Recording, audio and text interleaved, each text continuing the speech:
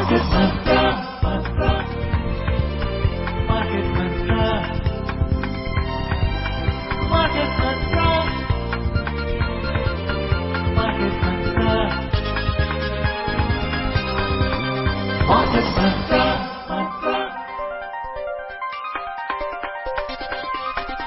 Market Mantra. Good evening, listeners, and welcome to this Sunday edition of Market Mantra, the program in which we give you a complete update on the economic news of the day. And today being Sunday, we'll also be taking calls from you, our listeners, on any queries that you may have on mutual fund and related issues. You can call us on 2331 4444, 23717106, and our third dedicated line is 2342 1050.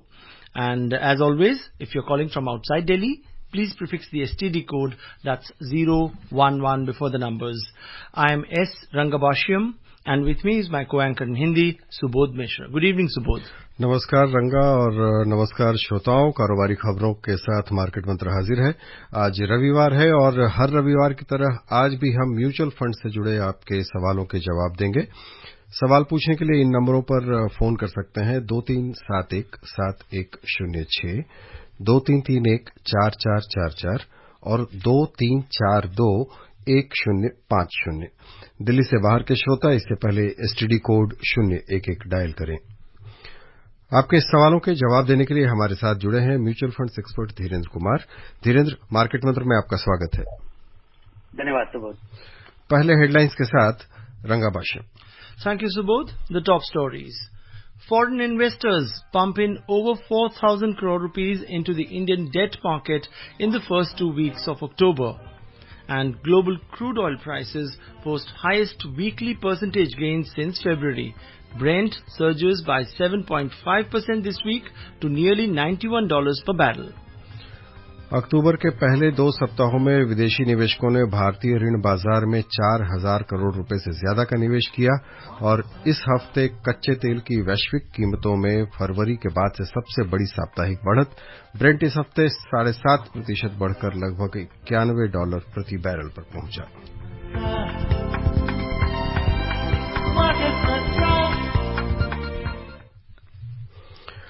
आइए पहली खबर पर नजर डालते हैं। अक्टूबर के पहले 2 सप्ताहों में विदेशी निवेशकों ने भारतीय ऋण बाजार में 4,000 करोड़ रुपए से ज्यादा का निवेश किया है। इसके साथ ही देश के ऋण बाजार में इस साल एफपीआई का निवेश 33,000 करोड़ रुपए से ज्यादा हो गया है, लेकिन विदेशी निवेशक इस महीने अब तक भारतीय शेयर बाजार से लगभग 10,000 करोड़ रुपए निकाल चुके हैं। इससे पहले सितंबर में उन्होंने 15,000 करोड़ रुपए के शेयर बेचे थे। बिकवाली के इस दौर से पहले मार्च से अगस्त तक के 6 महीनों में विदेशी निवेशकों ने भारतीय शेयर बाजार पर लगातार भरोसा दिखाया था और 1,70,000 करोड़ रुपए से ज्यादा का निवेश किया था। धीरेन्द्र, अभी जो आंकड़े देख रहे हैं हम एफपीआई के और अभी जो दुनिया भर का जो परिदृश्य हमें नजर आ रहा है उस पर हम चर्चा करेंगे, लेकिन हमारे पहले कॉलर इंतजार कर रहे हैं, उनके पास चलते हैं। ग्वालियर से मोहन हमारे साथ जुड़ गए हैं। मोहन, स्वागत है आपका, सवाल पूछें। मार्केट मंत्रा टीम को नमस्कार, जितेंद्र सर को भी नमस्कार। नमस्कार सर, मैं म्यूचुअल फंड का बहुत सालों से इन्वेस्टर हूं। मैं मुझे थोड़ा मार्गदर्शन चाहिए था स्मॉल केस का। तो ये जो अभी अपकमिंग 2024 ईयर चालू होने वाला है, इसमें एसआईपी की जगह म्यूचुअल स्मॉल केस में इन्वेस्टमेंट कर सकते हैं क्या? धन्यवाद sir. Small case mutual fund का सब्स्टिट्यूट नहीं है। उसका कारण बहुत ही सिंपल है। आप जब स्मॉल केस खरीद रहे हैं तो वो आपके लिए जरिया है। किसी के सलाह के आधार से कोई रिकमेंडेशन है जो फ्रीक्वेंटली बदलता होगा, उसका कुछ आधार होगा। लेकिन जब भी आप स्मॉल केस के जरिए खरीदते हैं तो हर एक खरीद बेच डिपेंड करता है कि कौन सा, क्योंकि स्मॉल केस हजारों तरीके के हैं और उसमें स्मॉल केस के जो पोर्टफोलियो है उसका आप चुनाव करते हैं, उसमें क्या होता है, उसमें फायदा होता है, नुकसान होता है, किस आधार पर वो नंबर जो वहां लिखा हुआ है वो वो किस डेट पे उसका आधार क्या है, ये इसका आकलन करना बड़ा मुश्किल है। हालांकि मुझे लगता है कि वो एक रीजनेबल ऑप्शन है, लेकिन म्यूचुअल फंड इन्वेस्टर के लिए जो सबसे बड़ा फायदा है कि आप जब म्यूचुअल फंड में आप पैसा लगाते हैं, अब मान लीजिए आपने 10,000 रुपए लगाया, आपको कोई टैक्स लेना देना नहीं है जब तक कि आप अपना पैसा निकालेंगे नहीं, चाहे म्यूचुअल फंड मैनेजर कुछ स्मॉल केस में जो भी बदलाव होता है, जो भी बदलाव होता है, मुनाफा होगा आपको टैक्स लग जाएगा। हेलो हेलो, मुझे आपकी आवाज आ रही है? हाँ आवाज, मुझे आपकी आवाज आ रही है? जी जी, या धीरेन्द्र जी। हाँ, स्मॉल केस म्यूचुअल फंड का कोई बहुत भरोसेमंद विकल्प नहीं है। हाँ, कुछ पैसे से जरूर आप कुछ ट्राई कीजिए, आपका मन भर जाएगा, लेकिन जो डिजाइन में जो फ्लॉ है या डिजाइन में जो अंतर है, जिसकी वजह से म्यूचुअल फंड काफी सुरक्षित भी माना जाएगा, और जिस तरह से म्यूचुअल फंड चलता है वहां पे किस तरह से मैनेज किया जा रहा है, उसके रिकमेंडेशन का आधार क्या है, रोज वैल्यूएशन का, जरूर आपको लगेगा कि स्मॉल केस में आपके पास कंट्रोल ज्यादा है और आपको चुनाव कर रहे हैं, और लेकिन ये जो सुविधा है म्यूचुअल फंड का, जिसके जरिए आपको कोई टैक्स की देनदारी या कोई अकाउंटिंग नहीं करना पड़ता है जब तक कि आप अपना पैसा निकालते नहीं है। As a tax referral mutual fund का केस बहुत ही कंपेलिंग है। Yeah, right. And let's move on and take our next caller. We have Sharad joining us from Madhya Pradesh. Good evening, Sharad. And hey, good evening, sir. Yeah, go ahead, put your question. So I got retired in 2021 April, and I will be getting my provident fund in 2024 April. And the amount seems to be quite large, around 5-6 crore rupees. So I want to split into my wife's name and my name, and where I can get the maximum return on this amount. Yes, Where should I park it? Yeah, what would you say? Congratulations, you are going to retire, and you'll end up with this much of retirement accumulation, which is quite meaningful. You have to look at it. It requires. Don't feel happy about it. It may be enough. It may be more than enough, or it may not be enough. Because this large number which we are not used to, and most of the salary earners, they will think that 5 crore is a large sum, which it is. But you can't really think of it in a context. The day you retire, you will have to depend on the income from these investments. So it must substitute your income requirement, the bare income requirement plus some margin on this. So you have to do the assessment. How much do you need every month? 1 lakh of rupees, 1.5 lakh to support your lifestyle.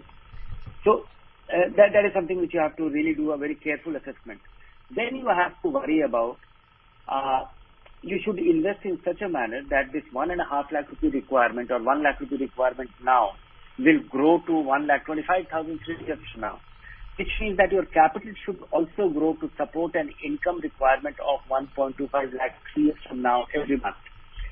So I would say that a 4 to 6% withdrawal rate will ensure that you are invested in such a manner.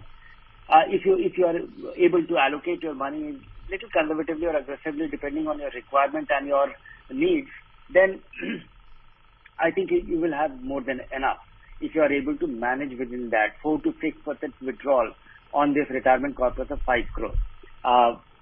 So one important thing which you should keep in mind is keep your expenses low. Decide on your asset allocation. Make sure this money is everybody needs equity, even if when you retire, whether it is 25%, 35%, 40%, 50%, depends on your risk tolerance, your attitude to risk, your ability to withstand whatever is happening, or your experience with equities decides that your needs. So you need equity, and whatever be the equity allocation which you choose to have, that should be invested gradually. It must be spread over 18 months to 24 months. You cannot, in retirement, when you are deploying your money in equity, you can't really take the chance of catching a market high.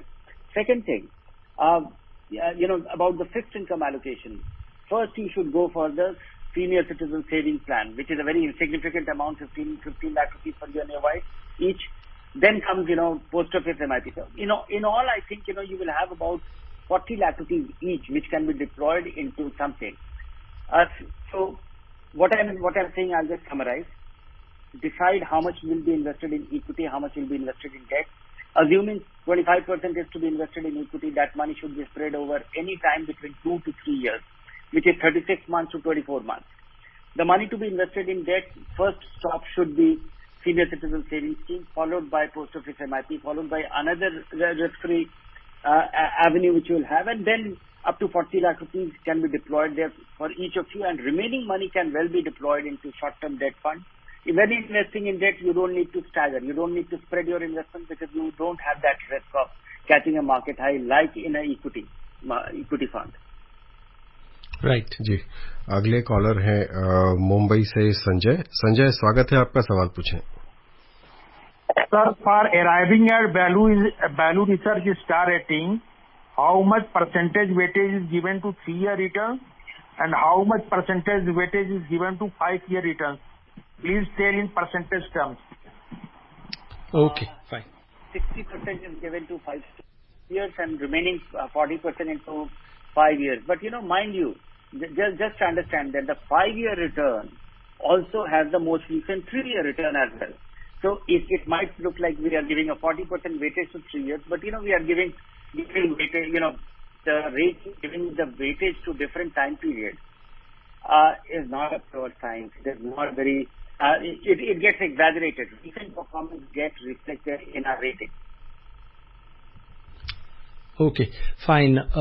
Let's take this next question, which comes to us from Smriti from Mumbai, and she says that she's 29 years old and has 2 SIPs in Quant Small Cap and HDFC Small Cap, and wants to add 1 Flexi Cap SIP for 5,000 rupees and wants suggestions. Dhirendra, what would you say? If she's a new investor, she should understand that this is one area. Be invested there substantially in small cap. Be prepared for a wild ride. Be prepared for this roller coaster.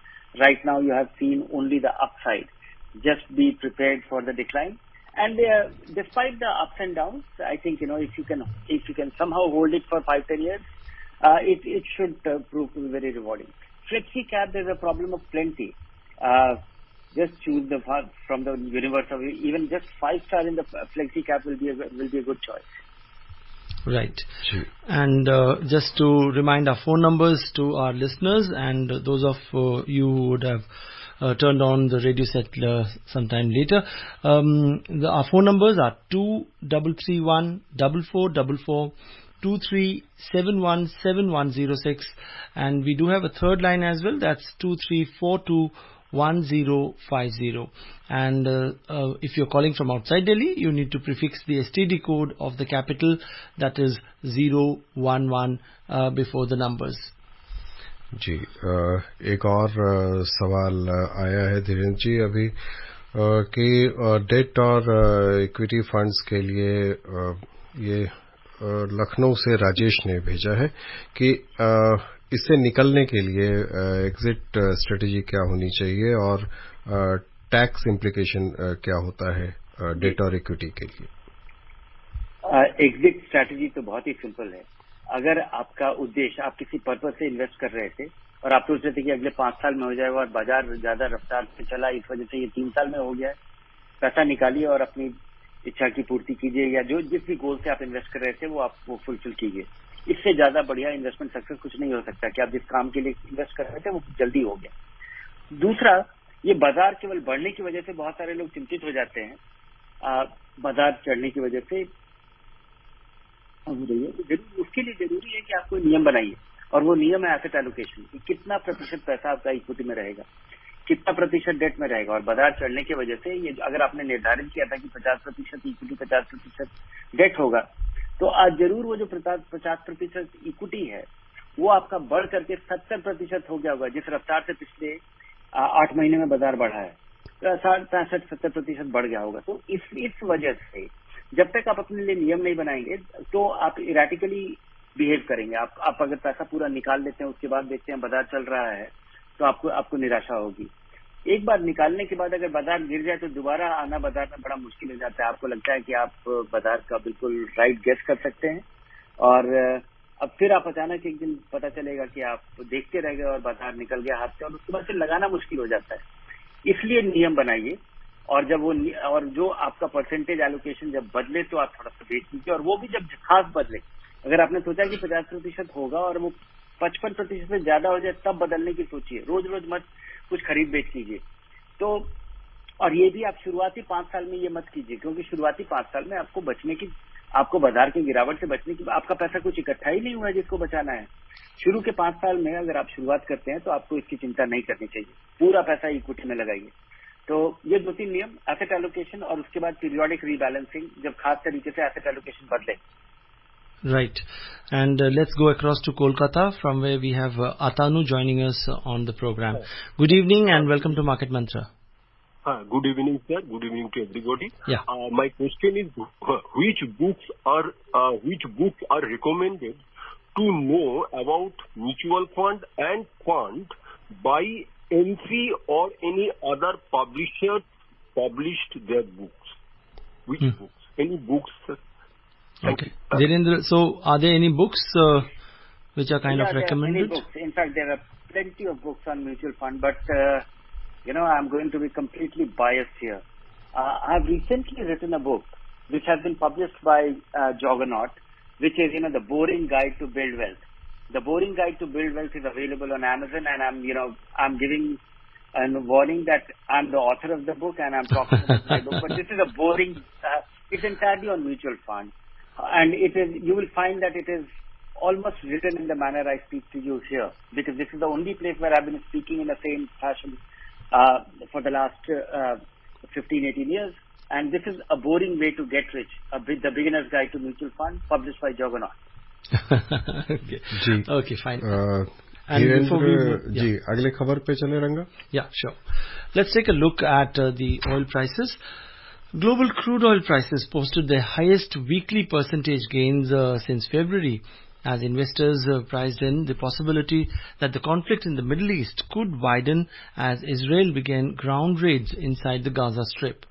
Brent crude oil futures recorded a weekly surge of 7.5%, its biggest such rise since February, to end the week at $90.89 per barrel on Friday. U.S. crude also climbed nearly 6% this week to close at $87.69 per barrel. Iran's oil minister Javed Oji said oil prices are expected to reach $100 per barrel due to the current situation in the Middle East. The Organization of Petroleum Exporting Countries, or OPEC, this week kept its forecast for growth in global oil demand, citing signs of a resilient world economy so far this year, and expected further demand gains in China, the world's biggest oil importer.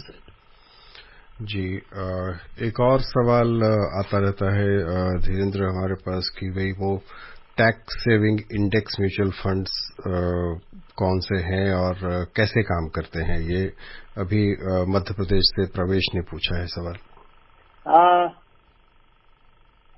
जो ELSF हैं, जो tax saving fund है, उनका design बहुत ही simple है। अब पैसा ये तो टैक्स सेविंग म्यूचुअल फंड अकेले ऐसा टैक्स बचाने वाला विकल्प है जो पूरी तरह इक्विटी में लगता है, और इक्विटी में लगाने के साथ इसमें लगाया हुआ पैसा आप 3 साल तक नहीं निकाल सकते।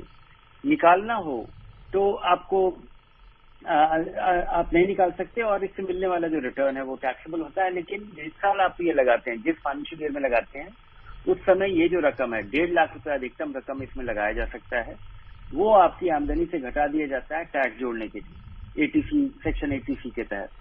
तो बहुत सारे एक्टिवली मैनेज फंड है, और इंडेक्स फंड अभी एक उपलब्ध है पर मुझे ध्यान नहीं आ रहा है कौन सा वाला है, लेकिन बहुत सारे अच्छे विकल्प है। और यहाँ पे चूंकि आप 3 साल के लिए आपका पैसा आप निकाल ही नहीं सकते, तो आमतौर पे यहाँ पे निवेशकों को खासा फायदा मिलता है। और यहाँ पे ढेर सारे ऐसे फंड उपलब्ध हैं जहाँ पर इंडेक्स से ज्यादा बेहतरीन रिटर्न मिला है, क्योंकि यहाँ पे अधिकतर निवेशकों को मिल भी पाया है, क्योंकि लगाने के बाद उन्हें 3 साल तक यहाँ पे टिके रहना पड़ा है। Right. Well, you are tuned in to the phone-in edition of Market Mantra on Akashvani, and as you know, on Sundays we focus exclusively on mutual fund and related issues. And our expert Dhirendra Kumar has joined us on the show. So if you have any questions, queries or doubts related to mutual funds, pick up the phone and talk to our expert. Our phone number once again, 2331 4444 23717106 and 23421050, and the STD code of the capital, all of you might be knowing, 011. And let's move on and take our next caller. We have Rajiv joining us from Kolkata. Good evening, Rajiv, and welcome to Market Mantra.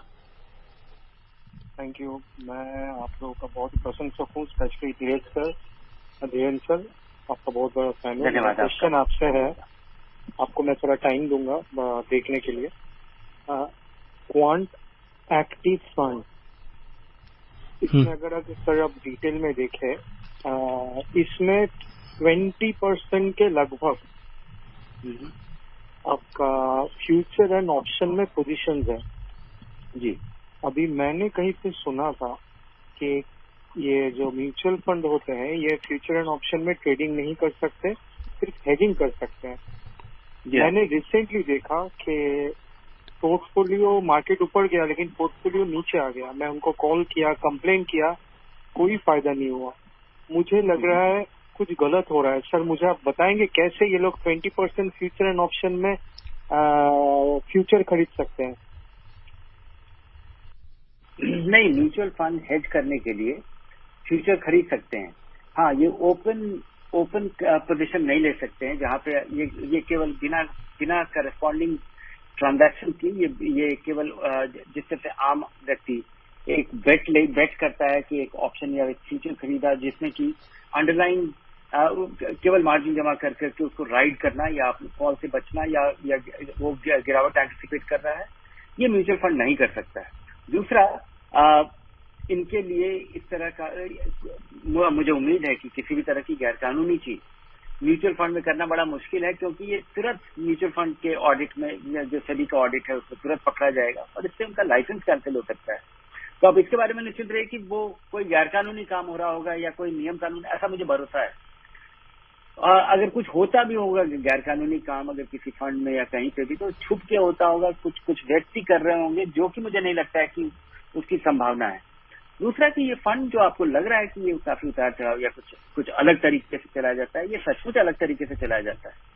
इस fund को चलाने में turnover के बारे में चिंता नहीं की जाती है.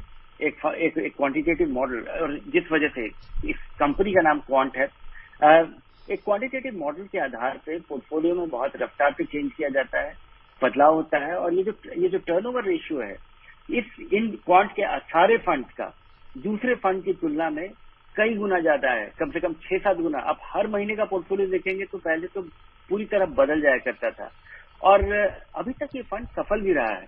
कहना कि ये काम नहीं करता है, लेकिन अभी तक लोगों के पास ये कहना कि केवल परफॉर्मेंस के आधार पे मैं इन फंड को रेकमेंड केवल इससे नहीं करता हूं क्योंकि मुझे नहीं समझ में आता है, और मैं कभी उस चीज में के बारे में न कहता हूं न हाथ लगाता हूं जो मुझे समझ में ना आए. लेकिन केवल परफॉर्मेंस के आधार पे इन फंड्स को इग्नोर करना बड़ा मुश्किल है. इनका प्रदर्शन बड़ा जबरदस्त रहा है, और इस तरह का टर्नओवर इनके फंड में जब से ये बदला है, ये इस फंड का ओनरशिप बदला और ये नया मैनेजमेंट इसको मैनेज कर रहा है, तब से ये देखा जा रहा है. Right. And we have Rajiv again with us. He wants to put in a supplementary question. Yes, Rajiv? हाँ सर, मैंने समझ गया आपने सर क्या बोला. मैं सिर्फ एक चीज मैं बहुत दिन से वेट कर रहा था क्वेश्चन करने के लिए. मैंने डिटेल में उनका मंथली डिस्क्लोजर पढ़ा है और उनसे बात भी किया है. सर वो नेकेड फ्यूचर है, तो ये कैसे हो सकता है सर? मुझे बहुत कंफ्यूजन हो रहा है, आप थोड़ा बताएंगे. वो हेज नहीं है. अच्छा, ओके. बारे में बारीकी से समझ के आपको बताने की कोशिश करूंगा. Right. And let's take next question, something similar. This question comes to us from Anil from Patna, and he wants to know what are quant funds and how are they different from passive funds? Okay, quant funds are a fund designed based on a quantitative model, and quantitative model are actually devised by a person. But yes, once you devise a quantitative model that if you will buy stocks when it will qualify these criteria. You put 5 criteria based on which you will invest. It must continue to have those variables in place till you hold. And what will change that will lead to sell? What will actually trigger selling that position from your portfolio? So, based on a mathematical model on the underlying variables of the company stock or the market variable, like the quant model, quant mutual fund, they have a very elaborate model even around the macro and the economy, and how elaborate it is, how successful it works, in what times it actually works brilliantly, when it fails. All these things are issues. Effectively, it is like a disciplined fund manager, because eventually it's active management. Somebody is sitting there and deciding the contours of those, the framework for that model based on which the fund will be managed, which means buy and sell and hold will happen. So, quant is a set of rules which the fund will follow in investing. जी, दिल्ली से योगेश हमारे साथ हैं। योगेश, स्वागत है आपका, सवाल पूछें। नमस्कार सर। सर, आज इन्वेस्टर्स वीक का आखिरी दिन भी है, तो मैं ये जानना चाहूंगा सर कि कुछ एसेट क्लासेस जो होते हैं जो कंजम्पशन के लिए बनाए गए थे, जैसे गोल्ड और रियल एस्टेट, इनको भी पेपर एसेट्स में या फाइनेंशियल एसेट्स में कन्वर्ट आजकल होने लगे हैं, तो बॉन्ड्स आ गए हैं गोल्ड के। तो सर, रियल एस्टेट में जो रीट्स करके चल रहे हैं, रीट्स जो म्यूचुअल फंड की तरह से ही काम कर रहे हैं, ये कैसे आप देखते हैं इसको एज अ रियल एस्टेट में अगर इन्वेस्ट करना हो किसी को? तो जब आप किसी रीट एक अच्छा जरिया है रियल एस्टेट में पार्टिसिपेट करने का, और रियल एस्टेट का जो कैरेक्टर है, जो जैसे अगर आप एक छोटा सा दुकान खरीदिए तो उसमें आपको किराया भी मिलेगा और उसका दाम भी बढ़ रहा होता है। उसी तरह से रीट में प्रावधान है कि आपको रीट नॉर्मली कमर्शियल प्रॉपर्टी पे आधारित है, उनको हर महीने किराया या लीज रेंट भी मिल रहा है, और भविष्य में अगर कोई ट्रांजैक्शन हुआ तो उनका दाम भी बढ़ा रहेगा। 5-10 साल में रियल एस्टेट का दाम बढ़ता ही है। ये इस उम्मीद पे ही चलता है कि कैपिटल अप्रिसिएशन भी होगा और पीरियोडिक इनकम भी आपको बीच में मिलता रहेगा।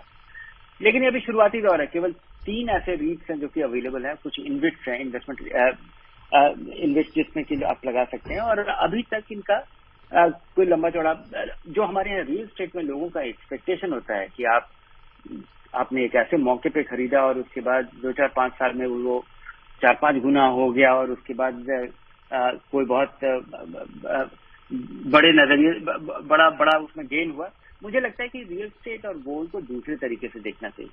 रियल एस्टेट एसेट क्लास होगा किसी के लिए, हाँ, आम लोगों के लिए, मेरे आपके जैसे लोगों के लिए वो घर होता है, और आप घर बेचने के नजरिए से नहीं खरीदते हैं। हाँ, अगर कोई बहुत लाचारी आ जाए तो आप बेच सकते हैं, लेकिन आमतौर पर हम उसमें रहते हैं, और खरीदने के बाद, और उसके बाद जब उसका और खरीदने की वजह से हमारा किराया बचता है, उसमें हम रहते हैं, और उसका दाम चाहे कितना भी बढ़ जाए, हम उसको बेचने की नहीं सोचते हैं अगर उसमें हमें रहना है। और मकान होने का, घर खरीदने का एक बहुत बड़ा इमोशनल कंफर्ट, कि आपको लगता है कि ये मतलब बेसिक जरूरत है, शेल्टर आपके पास हो गया, कभी भी भारी उतार चढ़ाव आपकी करियर में, लाइफ में आए तो आपके पास कम से कम छत होगा।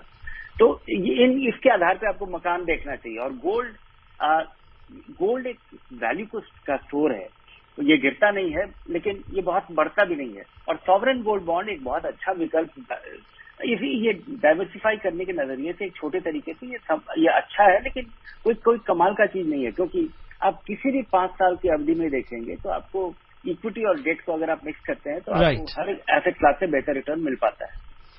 जी, धीरेन्द्र, कार्यक्रम में शामिल होने और श्रोताओं के सवालों के जवाब देने के लिए आपका बहुत बहुत धन्यवाद। धन्यवाद आपका। And we would also like to thank all our callers for their active participation in today's program. And before we close, a quick look at the top stories. Foreign investors pump in over 4,000 crore rupees into the Indian debt market in the first 2 weeks of October.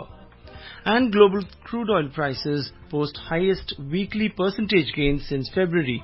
Brent surges 7.5% this week to nearly $91 per barrel. And with that, we come to the end of this edition of Market Mantra. From the entire team, thank you so much for joining us. Goodbye and have a pleasant evening.